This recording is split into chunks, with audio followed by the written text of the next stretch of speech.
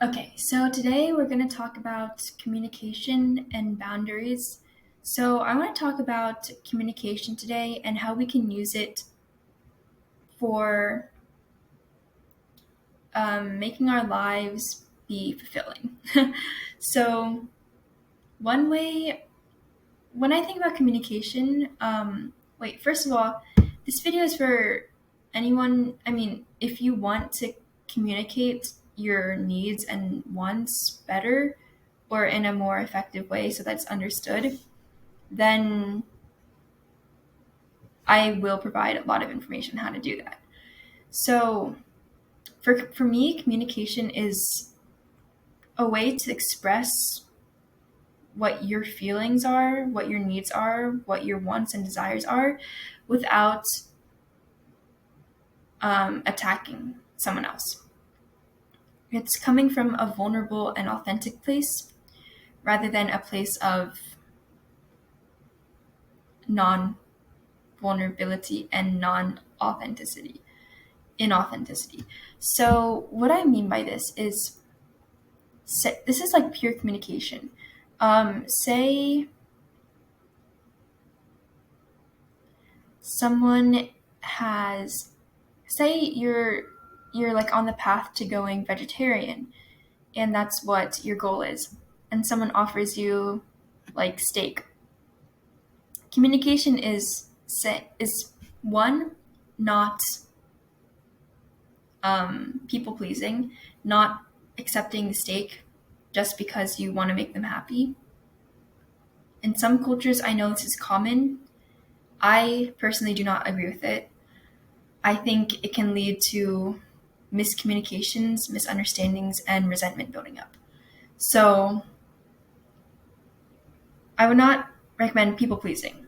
That would be accepting the steak and accepting the offer for the steak. The second way to do it is to say, is also something I would not recommend. And it's saying, no, I don't want your steak. Or, I don't like steak. Or saying like, no, I'm not hungry. I would not recommend this because it's not getting to the root reason of why you don't want steak. And it can leave the other person feeling sort of confused. Like like they might think like, is it something that I did? Like, do they not like my cooking? Is it like my steak? Like, are they mad at me? Like it's a little bit ambiguous and it's unclear. The third way is vulnerable, authentic, and true. It's communicating like, I am, like, thanks for the offer. I'm actually on the path to going vegetarian, so I've been practicing eating less meat. So I really thank you for the offer. Um, it's just not this time for me. And then that's that. Or like, I'm choosing to go vegetarian, so I'm not eating meat at this time. Thanks for offering, and let's have a meal together. Like let's have another meal together. Like something like that, to show that you still care and that you understand them, and also getting your preferences, your needs across. And that's for me like what communication is really coming from that authentic and vulnerable place, and giving and letting the other person know what you prefer and communicating that. And I gave you 3 different ways of someone responding. The first one was just not, was literally overriding your own needs and preferences and boundaries for the happiness of someone else, which can lead to resentment and bitterness and anger and frustration. Even if it's pent up, even if you suppress it, it's still there. You just have suppressed it. So, and that can actually lead to a whole host of other things, which I will not talk about right now. So the second way that I said was not vulnerable and inauthentic, and kind of putting it on the other person, like not saying it's like, it was basically saying like it's a you thing, it's not a me thing, when in reality it's a me thing, it's not a you thing. So it's like it was kind of ambiguous about why you didn't want the steak, like what was going on in your mind. Like it's just kind of, it can be like the other person doesn't know. And if you're in a relationship, or I mean any type of relationship, it can be partner or friendship or family, if your relationship with the other person and the other person is secure and they know how to communicate as well, then they would probably ask like what's the reason, like why, I thought you loved steak. They would be like something like that. They would communicate. If not, though, if they were not taught to communicate or they had not learned it themselves, then it might be something that they are confused about and might lead to some unresolved tension or issues. So that is the second way. And then the third way is the way that I recommend, and it's vulnerable, authentic, it's true. You are expressing your own preferences, your needs, your desires, because you are on the path to going vegetarian, and then just communicate that. And then the other person knows, oh, okay, it's not me. It's they're just going on vegetarian, so they don't take it personally, unless they do, and that's another story. So yes, you communicating from your own point of view, your own like true, authentic point of view, your own sort of preferences and opinions, then that lets the other person know, hey, it's not me. They are just doing this vegetarian path, so that's why. And I like this example because, wow, I'm saying I like my own example. I thought this example was interesting because I thought this example was clear because it puts out 3 different ways or 3 different methods of how someone could respond and the potential implications of your response to the other person. So, yes. And it took me time to get used to saying my preferences vulnerably and authentically, because I was not taught that as a child. Like, my parents didn't teach me that. As a child, we absorb things, like we pick up things from our parents. They do. And I was not taught that, so I learned it.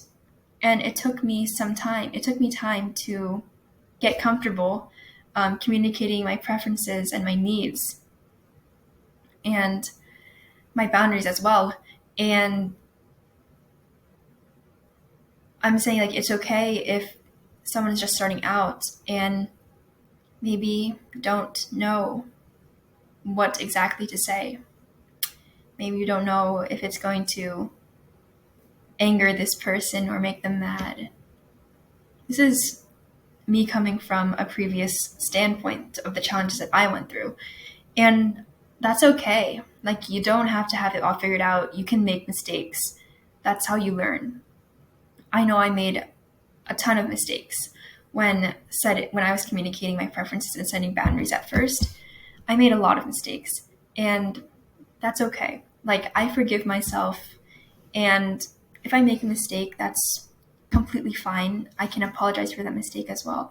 Like, there's only one way to learn, and that's by actually practicing and doing it. So the more you get comfortable setting your preference, the more it'll feel natural and comfortable.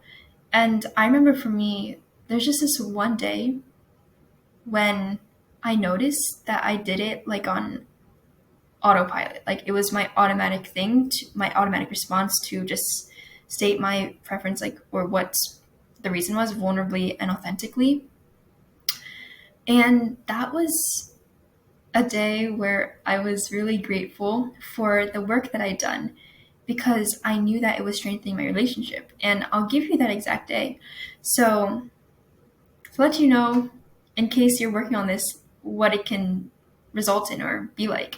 So, I studied abroad and I was talking with a host family member of mine, and they were just wondering like why I was taking a seat that was like really close to the TV because they had said like why like they were like it's bad for your eyes like why are you sitting there? And I could have said like perhaps a previous version of me would have said, well, I just like it like this. And that would be like kind of case number 2 where it's like ambiguous. It's like kind of like okay, like it's not based on anything. Like you just said that you like it like that, and like okay. It's not building any real connection, not any real understanding. But that day, for some reason, I guess it was the practice that I had been doing for a few months then. And it doesn't have to be a few months, it can be years. It doesn't matter on it just depends on your situation and your personal circumstance. And I remember that day instead of that, I had said, actually, I don't like the way I look in glasses. So, and I don't have perfect vision. So, sitting in this chair allows me to see everything clearly because I like reading the captions. And then the host family member kind of just like smiled and was like, ah, okay. Like they got it. And I was like, whoa, that's different. That's new. Because I had come from a place of authenticity and vulnerability, and that allowed them to understand me and built a connection too, like a more real connection. So yeah, practice will let you be more and more comfortable setting these preferences and communicating in a way that builds real connection. And it's also helpful for you too, because you let down your guard. I feel like it was kind of tiring if I pretended to be kind of like just someone that didn't have any flaws, or just someone who wasn't someone, just someone who was perfect for everyone. It's just not possible. We all have our own preferences and needs. So I thought that was really is a really useful skill for communication, being communicating authentically and vulnerably. And I'm grateful for it. So now I get to share it with you, and I'm excited for what you do with this information because it can really change your life. Once you communicate vulnerably and authentically, you're free to set boundaries from that place of this is from me, like these are my needs. And then you're free to you're free to take up your space, to take up your space for what you need and for your own purpose and direction and path in life that you choose. So it might seem like a small thing, and it can have huge real world differences for you. So that is communicating vulnerably and authentically, for setting your preferences and telling people what your needs are. Thank you. Have a great day.